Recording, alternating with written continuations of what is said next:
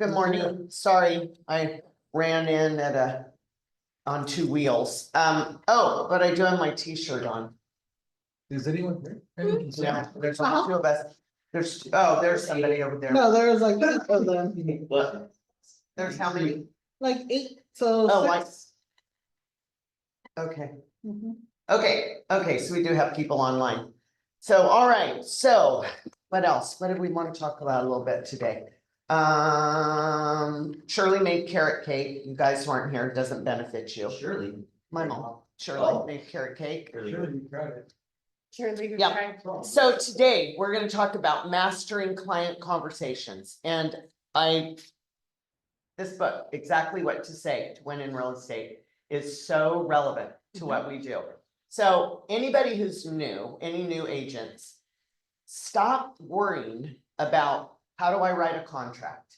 How do I do a listing? You guys don't even have clients yet, so you don't need that part. What you do need is Atomic Habits. Read this. The 7 levels of communication. Look at my book, it's all jacked up. I must use it as a coaster. This one is amazing. 7 levels of communication. The 4 disciplines of execution. These are what you need to work on. Work on this. Don't worry about writing the offer. We'll help you write the offer. Get the clients. These books are gold. They are gold. And we have loved them when we read them. And I still go back to them, and everything seems to bounce back. It's like a boomerang to those things in your sphere of influence. So today, we're going to do exactly what to say to win in real estate. So I went through the book. This is super easy. It's not really a book that you're going to, well, you can read it, but it's more, it gives you the sentence, what to say, and then examples. So I kind of went through, there's a lot of them in here, and I picked out the ones that I thought were the best. But you can get this on Amazon. It was like $6 or some ridiculous thing. And you can read all of them, but it will help you in knowing how to talk to your clients. So, are you ready, Jackie? Ready. All right, so I'm just going straight out of the book here. Yes? Is it just like scripts in there? No, I'm going to show you, I'm going to tell you what it is. So, it's sentences that are relevant and very short and to the point, but that you can use. It's a lot to do with the psychology of real estate, right? It's sentences that you can use. So I'm going to tell you what the sentences are. We're going to talk about them. I'm going to give you some examples, and then you can think of ways that you guys can use them too. Okay. So the first one is, I'm not sure if it's for you, but, okay. So they started with that because he says here, if you do not ask, then you do not get, right? But sometimes it's hard to go up and say, hey, do you want to sell your house? Or, hey, you're going exactly at them. But if there's a house, or I just listed this one, do you want to buy it? But what if you went out and like, I'm not sure if it's for you, but I just listed this new house. It's so gentle and it's so easy, and there's no pressure.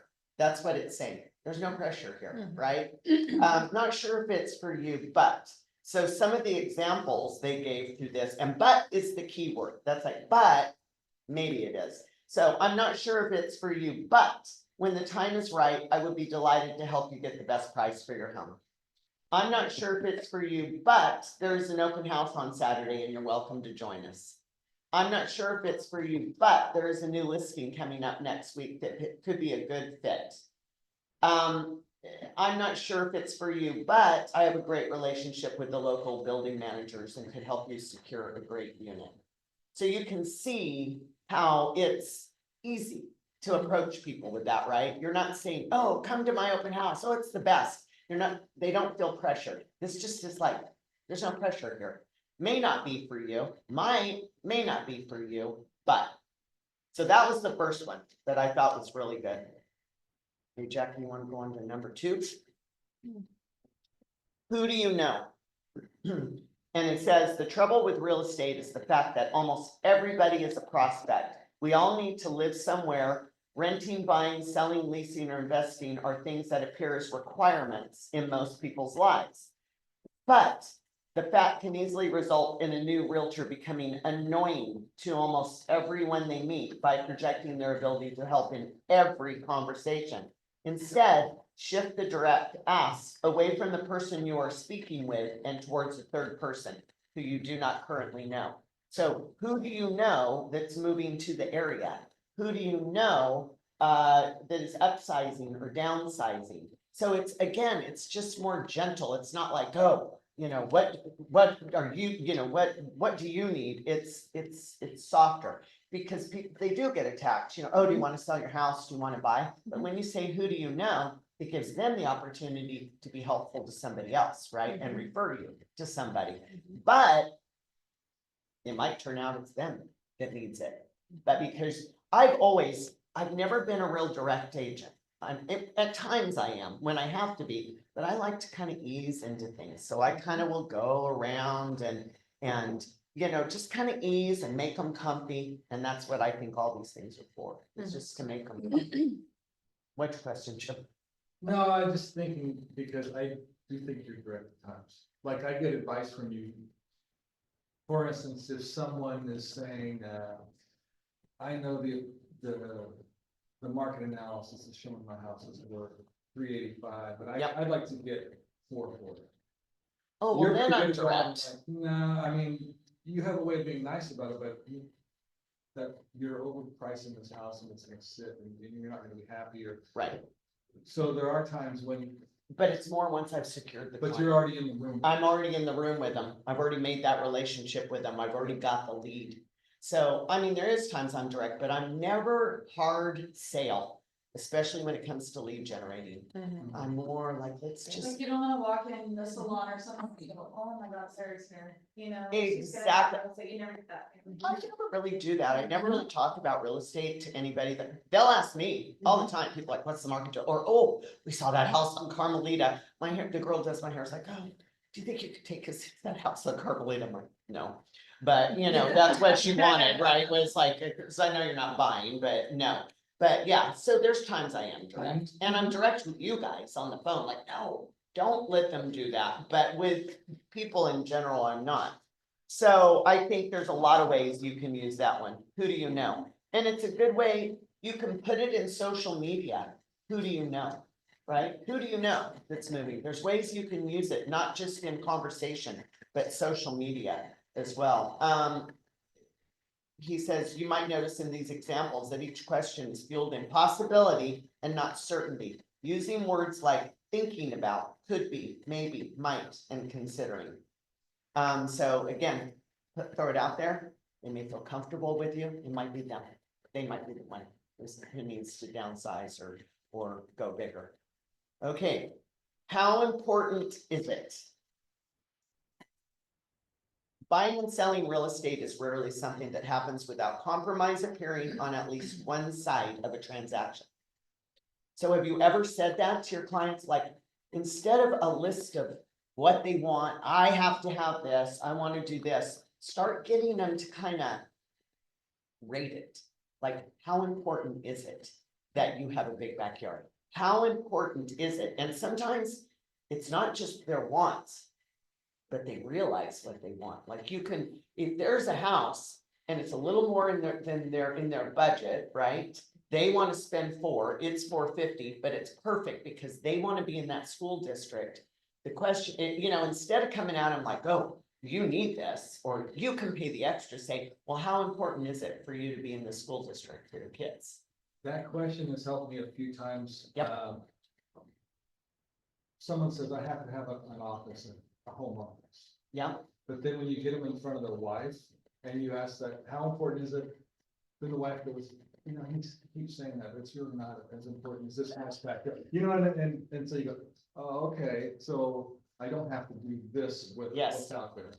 yes. So I think how important is it?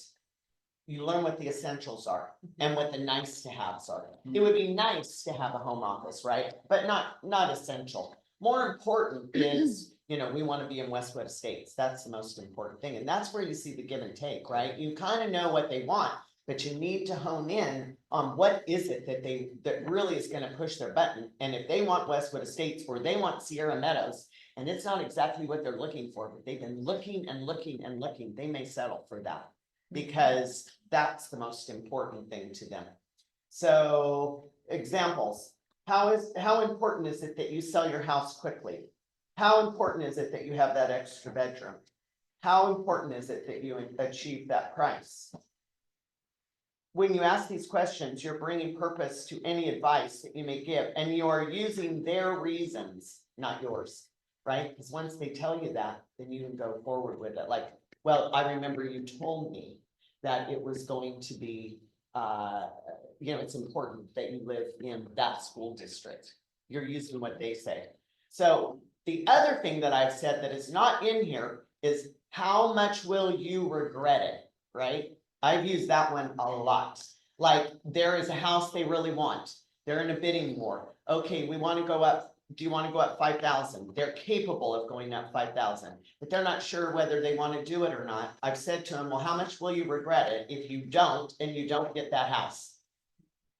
Oh, well, yeah, we'll regret it.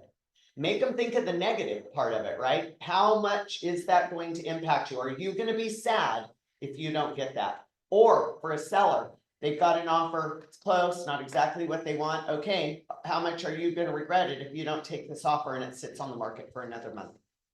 Right? So that's one that could have added to the book. How much are you going to regret it? I use that whenever they're asking how much they should go up. If I'm Yep. in a bidding war, what price are you gonna feel confident that even if you don't get it, you're gonna feel like you put your best foot forward? Yeah. Whatever that is, do that. Has anybody else used that one? How important is it? Yeah. Yeah. I had it used on me. We were gonna sell our house in Springville before I became an agent. And this other agent just pissed me off so bad because they wanted my C channel.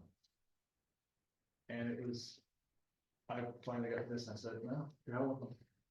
And then my agent had to bring me aside and go, are you willing to walk away from this deal for a stupid C train?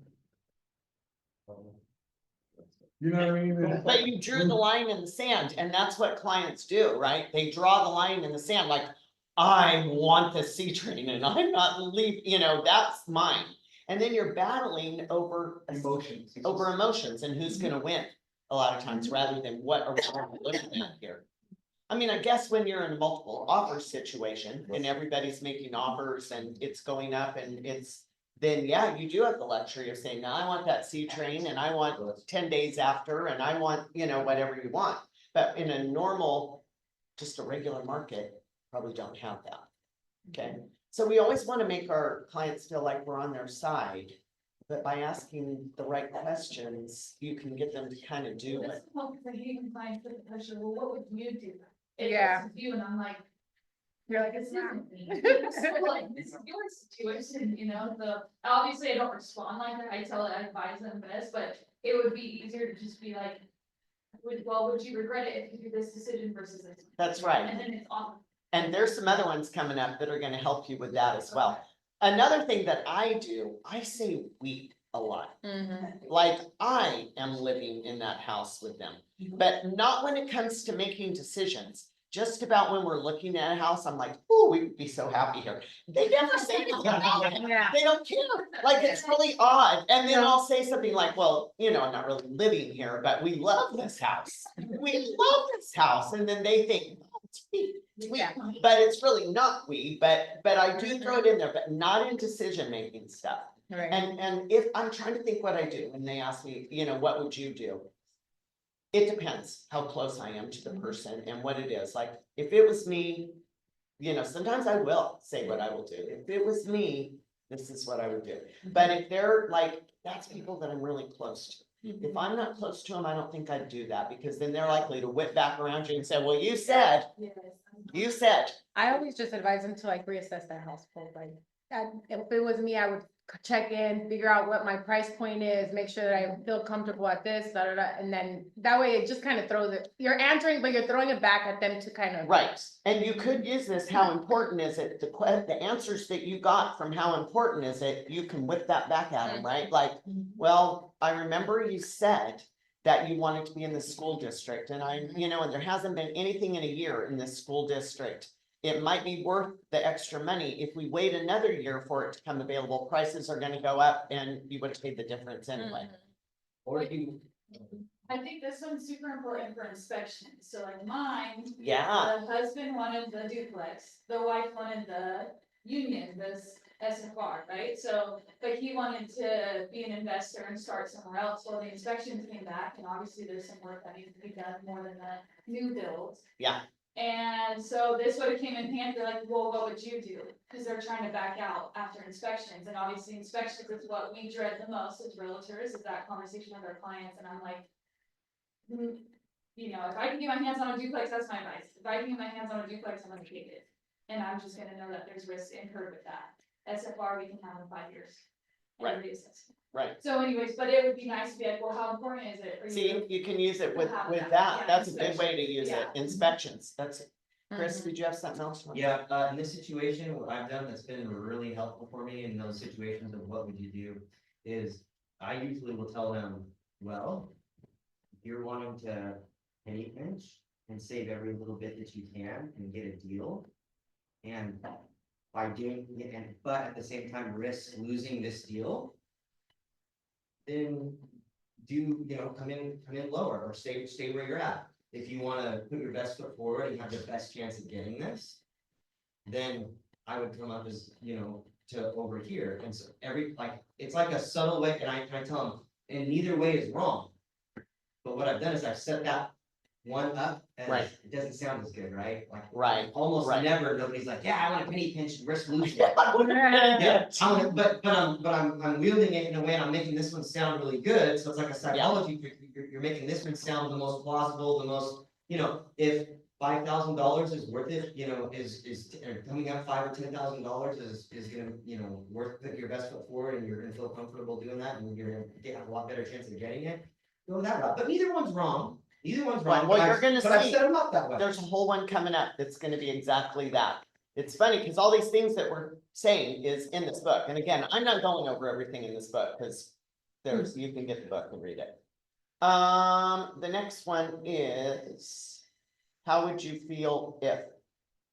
And this is almost like the regret thing. And this book is gonna help everybody convert better. right? Oh, absolutely. That's what it's for, is conversion and, making people feel comfortable. But perhaps the most overused word in the business world is motivation. Yet still, when I have asked my audiences at events to share with me what the word actually means, all I see in response are blank faces. So they're saying with this one, the real world tells us that people will work far harder to avoid a potential loss than they will to achieve a potential gain. That's true. If you get multiple offers, they were kind of lukewarm going in, but when they hear there's 3 other offers and now they start getting. Exactly. They want to win. Exactly, because they don't want to lose. Mhm. But making that, that is such a good point, and this one definitely applies to that. Oh,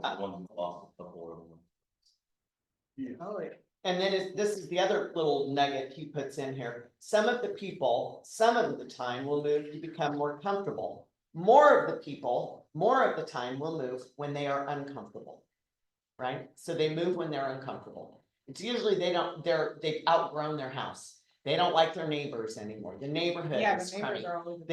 That's something, they're uncomfortable, they wanna move. They won't always move to be more comfortable. If they're okay where they are and they could be better the next place, you're gonna have a hard time with them.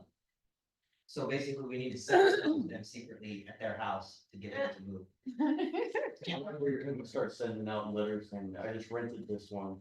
You want renters in your neighborhood? I'm Yeah. putting some snakes on the back porch. How would you feel if your home didn't sell quickly? How would you feel if someone else beat you to your dream home? How would you feel if we created a bidding war? How would you feel? You're not telling them how to feel, you're asking them how they feel. Some of them are a little cheesy the way it is, but you could work it into a conversation your own People way. love to talk about themselves. Absolutely, they do.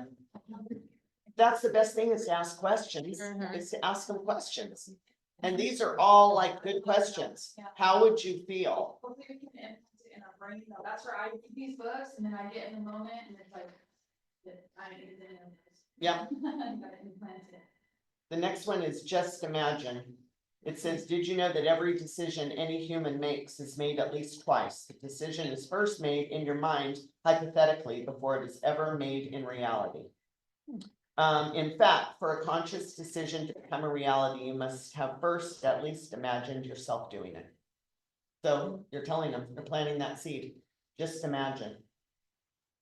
If it is a literal thing, if you cannot see yourself doing something, the chances of you doing it are slim to none. So you've got to be able to imagine it. But that's something like you go to a house with a cool backyard and a pool. Imagine your kids having swim parties here. How- Exactly. You know what I mean? Just little things like that, and that does help. It does. Imagine it. Can you imagine what it'd be like once you put your touch on it? Said that to clients, that it's like, it's okay, but I know I've got somebody that decorates really well. Oh, can you imagine once you get your hands on it, how great it's gonna be. Can you just imagine how life will be once you've moved into your new place?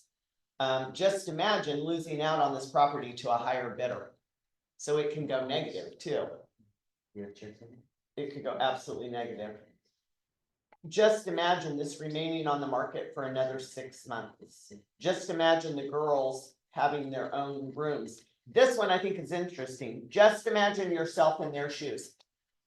Do you ever, like, when it gets ugly between buyers and sellers, I do try and humanize the other party, that either the seller, whoever I'm not representing, I will. Because there's a lot of agents that want to get it wound up. They're gonna say they're horrible, they're this, they're that. But there's typically a reason why a seller or a buyer is behaving the way they are. There's something that's causing them to do that. So if you can, just imagine what it would be like to be, having to move, or you can't, losing your home, or whatever it is. Or just imagine what it would be like to be a first-time home buyer when you're competing and you don't have a lot of cash.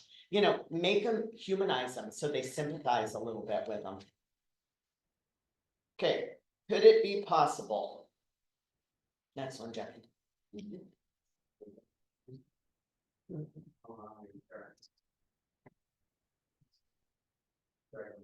Yeah, we're in the middle of the training. After 12 at 1, after 1. Thank you.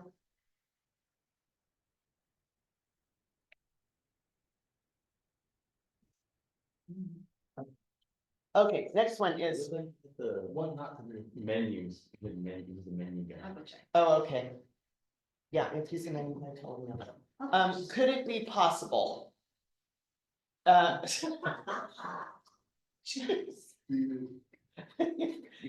Sorry. Now I get all thrown off. Okay, could it be possible? Building on our lessons around certainty, the flip side is that of possibility. In the same way that uncertainty can create opportunity, exploring what is possible achieves a very similar outcome. Could it be possible that working with an experienced agent would be a more appropriate solution for your current circumstances? Could it be possible that you receive no better offers and we find ourselves with an expired listing? That's a good one. Could it be possible? You're not telling them, you're just saying, could it be possible? Could it be possible that the other agent is suggesting your home is worth more purely to secure the listing? You're not accusing, Yeah. you're just saying, could it be? Could it be possible that maybe this guy's telling you it's worth 100 grand, that what I have the comps for because he just wants the listing? Right. They're just telling you could it be possible they're just telling you what you want to hear? Right, other than the facts and what we need to do to get your home sold. Could it be, I should probably use this one. Could it be possible that spending a little time and money on the staging might add thousands to the sale price? Well, we know that's true, right? Jim's seen it. I've seen it on Carmelita. Yeah, I was just gonna say Carmelita. Yeah. Yeah. Could it be possible that choosing us would be a better option for you? Could it be possible that I could get you more money for your home with fewer headaches and less stress than if you were to do everything yourself? That's a for sale by owner, right? More money, less stress. That's probably what we should be chanting to for sale by owners. more money, less stress, more money, less stress. Because it is proven that, for sale by owners typically sell for, do you know what the number is, Chris? Less than ones that are listed? What if for sale by owner, is it 20% less, 10% less? I don't know, but there's a number that there's studies on that, because look, a buyer knows that you're not paying commission, so they just come in and offer less, because they know. So that would be a good one. The next one is help me understand. So confusion can easily lead to confrontation, and confrontation can quickly escalate to an argument. So instead of creating a conflict or telling somebody that you do not understand them, make your lack of understanding all your fault. Help me understand. People want to be helpful, right? So to say, help me understand, I don't quite get where you're getting that value. Or help me understand why you're thinking this way. It's not, again, it's not accusing, it's not attacking, it's just help me. It's a soft way to come at it and ask somebody and get them to justify their thoughts, right? Because then you're making them tell you why. Not saying they're wrong and arguing with them, just explain it to me. I think that would be a good one when it comes with overpriced listings that owners think it's worth. Oh, mine is worth, 750, and the one down the street sold for 650. Okay, help me understand why yours is worth more than that one is. And again, it sounds cheesy, but they're nice soft words, and you can make them your own a little bit, but it's a good place to start. Yeah, but they sound a little cheesy, but also professional. They do sound, and it helps because when you say help me understand, it sounds, you're making yourself a little vulnerable, right? Yeah. Because help me understand, like I need help. I really don't need help because I already know what, but you tell me, but we're not going at it that way, right? Instead of me going at them like, oh, that's ridiculous. This one sold for this. Come on, yours isn't worth more. Just say, help me understand why you think that is that. And then you can address all their concerns. Help me understand why you're thinking of listing with the other agent. That's a good one. Yeah. Help me understand why you don't want to make any upgrades before selling. Help me understand what you have read that makes you think that. Help me this is a good one. Help me understand your thoughts about the current market conditions. It's like, okay, rocket scientist, what do you know really about the market? But we can't say that, right? But you could ask them what their understanding is. So I think that's a good one. The next one is, when would be a good time? So if they say no, I don't want to list right now, instead of saying, oh, okay, I'll see you later, say, okay, well, when would be a good time? Yeah. Right? I mean, when would be a good time? When would be a good time to get your house on the market? Subconsciously assume that there will be a good time and that no is no longer an option. So I would try that one. He just did that. Who did? The sales guy that came in. Well, when would be a good time? Yeah. Yeah, he did. But I that should have brought him in. time to ask. Yeah, I should honestly probably should have let him join the thing. And maybe the one about calling for an appointment ahead of time, Right, that right. might have been a real good one. Don't show up at dinner time, basically. Yeah, exactly. Keeps you in control of the conversation. When you say that, when would be a good time? You're still in control, right? You still have a hold of that lead. When would be a good time for you to take a look at the area and what is available? When would be a good time to get your home photographed? When would be a good time for your home to be sold by? When would be a good time to speak next? Right? Next one, Jackie. Oh, this is a good one. You have 3 options. That could be used running it when they ask you, like, what is your opinion? You could give them 3 options, right? Well, you can stay right where you're at and, or, I mean, you could give them 3 options and let them pick an option. Sometimes you don't have 3 options, but you can try it. 2 of the options are fill their head to a wall. Yeah. People hate to feel manipulated and nearly always want to feel like they have made the final decision. So give them the 3 options and make it easy for them and let them pick the one that they think. Help the other person through the decision-making process. and allow you to appear impartial. But really, we're not, because if we're controlling the three options, we're still in control. We're giving them the options. It's like what you say to kids, right? Okay, you have three options. You either clean up your room, or you do this, or, you know, you give them the three options, Right. right? If Gunner's three And you options could were pass it. don't fight with your brother anymore, or I'll break the broom over your back again. I know. Over my head and it was metal. Oh, it was, no. Yes, it was. How many stitches did you need? None. Yeah. You must have a We metal turned head. out great, so. And you could start it out by saying something like, well, imagine you have a first-time seller who's nervous about taking her home to the market, which is a weird way to say that, but listing her home. You might say, as I see it, you have three options. First, you could list with a flat fee listing service, which would mean tackling most of the tasks yourself and risking not getting the eyes on the listing that you need to achieve the price. Second, you could you could do absolutely nothing, stay exactly where you're at right now. Not follow through with a move and let someone else purchase your dream home instead of you. Or third, you could commit to working with me.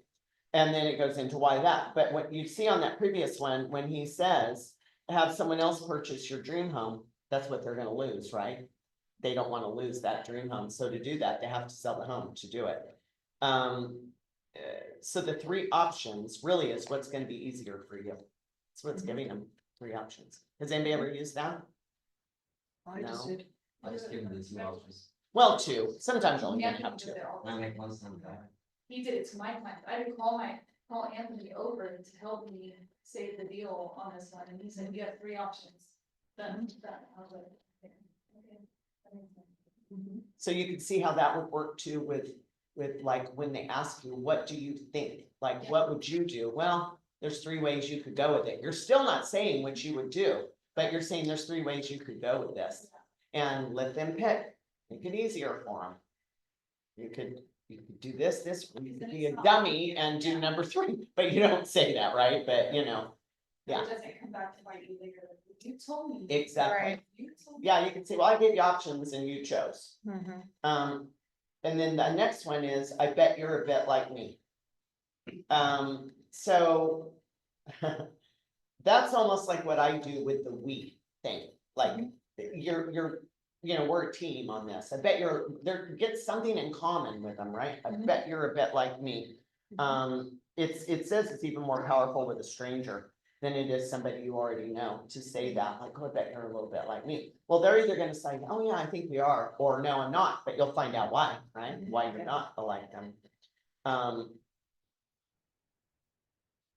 Well, on one of the trainings we did at the expo, they made us find someone we didn't know and find 4 things in common with each other. And you couldn't use that word real estate. And it took us a minute, and so we just started throwing out What things. class was that? The building relations, was it right? Oh, you couldn't say real estate? No, real estate didn't count. And then the first group that won, they got a book. Nice, that's See? fun. But it's finding common ground with somebody. I always try and find common ground with my clients, always. People I don't know, I try to link into something that I feel, you know, comfortable, or I always make sure that I try to be at the level they are at, you know. So I think it's just finding something that you have in common. They mentioned something about a dog, right? Oh, that's cool to me, because I'm like, oh, what kind of dog do you have? Oh, yeah, and then we start talking about dogs. Very, very comfortable, very easy to get some sort of a little bit of a relationship.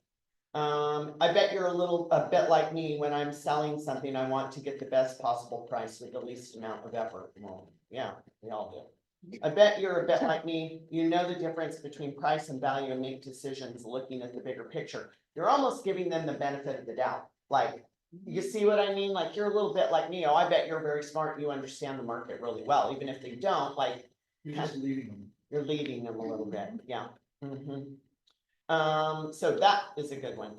And then I like this one too. Would it help if the biggest thing we can do to demonstrate our value and show our worth is to genuinely be helpful to others, right? So for our clients, you just got to be helpful. Would it help if? So when they're stressed, would it help if I called the home inspector? Would it help if I showed you some comps? There's so many ways you can use that, and it's just, let me handle some of the stress, because that's what I feel like as agents. Good agents are not the ones that are rah rah, oh, I'm your friend, oh, I'm gonna take you out to dinner and it's this. I don't believe that's what it is. The good agents are the ones who are knowing enough about the business that they foresee what's gonna happen and they have answers. And would it help if? Would it help if I did this? Or would it help if I was able to find a moving company for you? Would it help if I called around and got a storage unit for you? See what I mean? That's what I did on the inspection. I said, would it help if I got a professional out here and gave you Yes. an estimate if Yes. this was to go out? Because the inspectors always say at the end of its life expectancy. And it's like that, it's hard wrenching for a client. It's like, okay, well, I'm gonna incur this huge cost after emptying our pockets on our Yeah. first home purchase. Exactly. So I said, would it help if I got you an estimate and then this? Right. So And that way you're not wasting your time. It's not like, oh, I'm gonna get that. You're gonna say, would it help if? Because if they've already, if they're done, they're like, no, I'm not taking it, then don't bother, you know what I mean? But would it help if? Actually, they're gonna let you do something like that. Has anybody else used that? Would it help if? Or can you think of a different way to use that? Would it help if I contacted my lender? Yep. That I use a lot. Yep, They might have some, they deal with more companies, whatever. Yep. yeah. Would it help if you could speak with some past clients and learn about their experience working with us or me? That's a good one. Would that help make a decision if you're competing for a listing? Would it help? That, would it help if my broker came Yes, and had a meeting with you and get a second opinion? We just did that. we just did it. Yeah. Ronnie said, would it help if my broker came? And I did. I went up there and she was great. Yeah. She was receptive. It was helpful. It wasn't like, oh, Ronnie and I were there to fight her. We weren't, even though we did have some goals that we needed her to do, like, we need you to paint the outside of this house. We need you to get the price where it needs to be. We need you to clean up this area. But we didn't go at it that way. It was more of a brainstorming, kind of mastermind thing. And she felt good that I was there. Some people need a second opinion. They need a You second can only say opinion. it so much to them, before they just Yeah. need to hear it from somebody else. Yeah, yeah. So we use that. Yes, And Chris. then, so if you got to a house that, needs to be cleaned up, you can say, would it help if I line somebody up? I found a cleaner for Yeah. you. Would it help if I lined up a cleaning service to come through here and get it, And those are the hard conversations, right? Because that's where people live. And it's a hard conversation, but that's where you go into, would it help if, because look, the thing is, it's a commodity. It's not your home anymore. When you're selling it, it's a commodity. When you have a car and you're gonna sell it, what do? You either clean it up really good or you have it detailed. Or you take a bath and trade it in. Exactly. Or you get beat up on. Exactly. it. So why wouldn't you do that to a home? Why wouldn't you detail your home? I get it that, it's super convenient for like my BMW. I have 14 blankets and dog coverings in the back seat because I put the dogs back there. But if I sell it, do you think I'm gonna leave that? Absolutely not. I'm gonna get rid of all that and clean it up. That's how I use it. That's not how I'm gonna sell it. That's what you need to tell people with their home. I get it. This is life. This is gonna be a little bit uncomfortable, but I guarantee you it's gonna pay off if we can do this. The home will sell faster. People will stop coming through your house. I thought an listing and I was fine, like, how would like, will we get these finally out at this time? Because Fraser's gonna follow these. Yep. things regardless, Yep. you know? I think it's helpful if we at least wait a week, get it done. And Yep. that way it helps if I get in touch with some handyman, at least you can get them all and get done. Exactly. Because they always want to rush it, right? They want to list right now. I gotta get on the market right now. Do not let them do that to you. You run the show. Once you know that's gonna happen. I will never go in and take pictures with my phone. I don't care how much they don't want to wait for an appointment for a photographer. I will not do it. Because you only have that that one time to make that first impression. And so I always tell them it's worth it. just get it ready. It's worth it. You just gotta be the expert and tell them it's worth it. Or in those situations, if they happen sometimes, you tell them, if I can do that, I can take pictures on my phone, I can get this thing listed today, but the price is gonna be down here. Yeah. Show them, give them the option, say, look, we do it like this is where we're gonna be at, we're gonna be somewhere right around here. If you take your time, if I do some special pictures, we get this, and that end up, we save this, we do clutter here, we're probably gonna be around here, what works best for you? I tell them with the decluttering and all that, I agree, but with photography, I just won't do it. Yes. I just tell them no. I said I And won't then do it on my like, phone. Depersonalized, I just did that with an old man, his house was beautiful, but he had a bunch of old decor in there that aged the house, I said, would it help if we depersonalized your home? And Yeah. then, cause people get weird about staging, sometimes they post, it's like, from Charlie or something. Yeah, they think they're, yeah, exactly. Yeah. And what Chris is saying, when he goes back to you're gonna make less, he's going back to the, you know, the negative of it, like, are you gonna regret it if you don't do this and we make 20,000 less than what you wanted to go because it's not sharp? Because people want sharp and they want kitchens and bathrooms sharp. Buyers want to walk, they do not want to think about what a bathroom is actually used for. They want to think it's clean, it's sparkling, it looks good. Right. They don't want to think about anything else. And I've had people with kids, they're like, what do we do? I'm like, well, keep wipes under the sink and wipe the mirrors. And, you know, I get it. With kids, it's hard. They're trying to get to school, and people are trying to get to work, you know, make that happen. Oh, tough. Okay, don't worry. Right? The minute somebody is indecisive, hold your posture, stay relaxed, and give them the feeling that you have the center control, can help them navigate the next step. Don't worry, Mhm. right? Let me worry about that. Don't worry. It is useful in high stress scenarios. It sounds like such a simple thing that people would say, but to verbalize that to somebody, I think means a lot. I use that a lot with inspections, whenever we do get stuff like, hey, don't worry, let me go ahead and connect you with XYZ. Yeah. Instead of like, what it helped with, for me, it's like, let me give you the answer. At that point, you guys review everything and make your decision. Yeah, Because when you see, I mean, you know, if you see this, all this crazy stuff, all this red, and you're just like, Jesus Christ, what am I walking into? Don't worry, let me connect you, and then at that point, you guys make a decision based on what it's gonna cost you and XYZ in your household. and I think the thing, this is a little bit off topic, but getting on home inspections, you've got to set the tone before the home inspection happens. Mhm. You need to tell them, this is not a laundry list of repairs. You are gonna see, because the home inspector's job is to call out everything that he Mhm. sees. Mhm. We're gonna ask for health and safety. I mean, ultimately, it's your decision, but you want to set that tone so they know there's gonna be a lot on there. They make a lot of things sound worse than what they are, but we need to really look at it very, you know, with a very impartial eye and not emotional, and just go through that report Yeah. and see what we can do. Mhm. Okay, so I think don't worry is classic, because that's what we want our clients to say. She made the transaction stress-free. Yeah. There was not stressful, stress-free. Okay, the good news. Now's the time for us to talk about how you can turn around all that negative energy, right? So the good news is, because there's bad news, right? But you've got to figure out a way to turn it into good news. Look, the good news is that we have learned that there is no deal to be done on this property and you have not paid more than you needed to. So if it was somebody that got a rejected offer, right? Well, the good news is, you know, we're not overpaying for this property. When you start with the good news is, you cause people to face forward with optimism and zap any negative energy out of the conversation. And that is true. When you hear something, when they complain about something, respond by saying, that's great.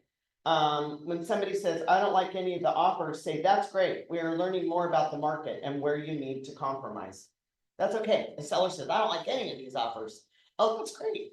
I'm learning where you want to be, and you're learning what people are going to offer and that kind of thing. The good news is that we now know that the key reason why buyers aren't making an offer, and we can address them head on. So for a listing that's not selling, right? Now we know we're getting feedback. Price is too high. It's only a 2-bedroom, whatever that situation may be. The good news is, turn it into a positive. Now we know, now we have the knowledge. And the last one that I did was before you make up your mind. Moving somebody from a no to a yes is nearly impossible.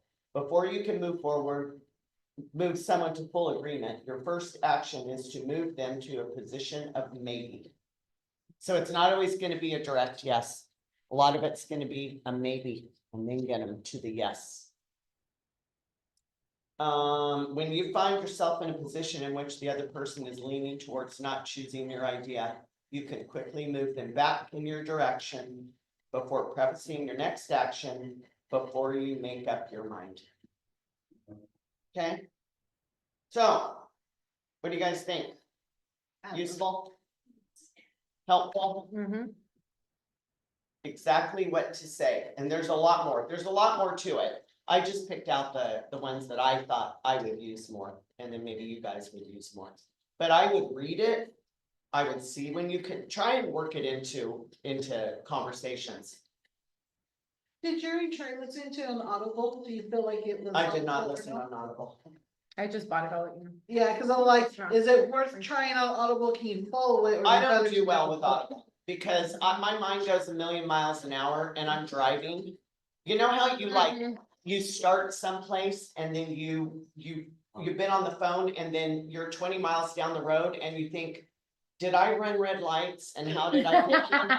You know how you have that? Yeah. Well, that kind of is what happens with me with Audible. Like I'm driving along, it's the reverse. I'm driving, whatever's happening, and then all of a sudden I'm like, crap. I'm on chapter 4. How did I get from 1 to 4? And I don't know what the heck. So I don't like Audible. Audible does, my mind just won't focus long enough. I get more out of reading, underline, but you might listen to it on Audible and get the book and then, just work off of one another. Cause I Yeah. like Audible to kind of like get it soaked in, but I know like certain books like layouts, it confuses me more if it's more of a list and then like not in the story. Right, you know? right. Does anybody have any other questions or any other magic words they use that they want to share? No?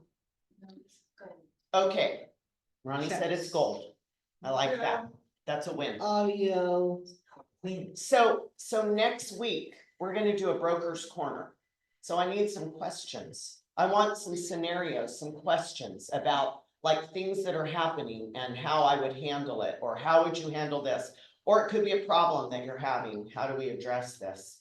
And so it could be kind of fun. So come up with some questions, because otherwise Jackie will have to make up some questions for me. Mhm.